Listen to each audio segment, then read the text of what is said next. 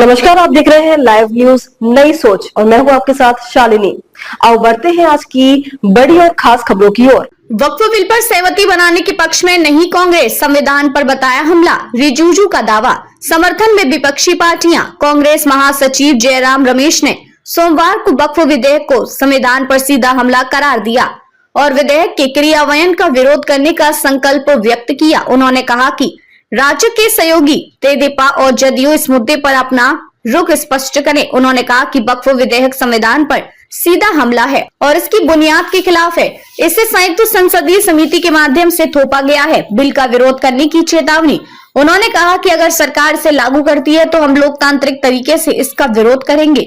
जयराम ने कहा कि हर विपक्षी पार्टी इसका विरोध कर रही है। समाजवादी पार्टी, तृणमूल कांग्रेस, आप हर पार्टी इस विधेयक का विरोध कर रही है। उन्होंने कहा कि लेकिन सवाल यह है कि जदयू और तेदेपा जैसी पार्टियां क्या करती हैं, जो पार्टियां खुद को पंथ निरपेक्ष कहती हैं, जो कहती है कि उनका पंथ निरपेक्षता में विश्वास है, उनका इस पर क्या रुख है। रिजिजू ने किया अलग दावा।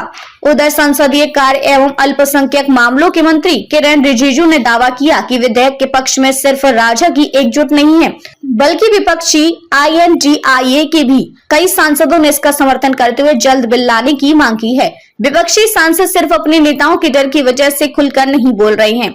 अल्पसंख्यक मामलों के मंत्री ने सोमवार को पत्रकारों से बातचीत में आरोप लगाया कि वक्फ संशोधन बिल को लेकर कुछ राजनीतिक दल और संगठन जनता को गुमराह करने का प्रयास कर रहे हैं। दावा किया कि संशोधन विधेयक में गरीब, पिछड़े, मुसलमानों और महिलाओं के भले के लिए प्राविधान किए गए हैं।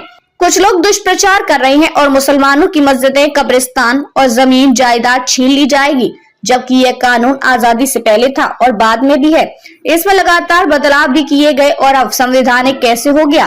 कैथोलिक बिशप कॉन्फ्रेंस ने किया बिल का समर्थन। Catholic bishop conference of India ने भी पत्र लिखकर विधेयक का समर्थन किया है। पत्र में उल्लेख है कि मौजूदा केंद्रीय वक्फ अधिनियम में कुछ प्राविधान संविधान और देश के धर्मनिरपेक्ष लोकतांत्रिक मूल्यों के विरोध है।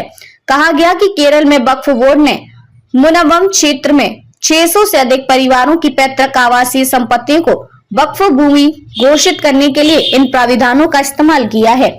पिछले 3 वर्षों में यह मुद्दा एक जटिल कानूनी विवाद में बदल गया है। सिर्फ कानूनी संशोधन ही इसका स्थायी समाधान कर सकते हैं। बिशप कॉन्फ्रेंस ने राजनीतिक दलों से अपील की है कि इस मुद्दे पर निष्पक्ष और रचनात्मक दृष्टिकोण अपनाएं। ऐसे ही लेटेस्ट अपडेट पाने के लिए हमारे चैनल को लाइक, फॉलो, सब्सक्राइब करें और बेल आइकन दबाना ना भूलें।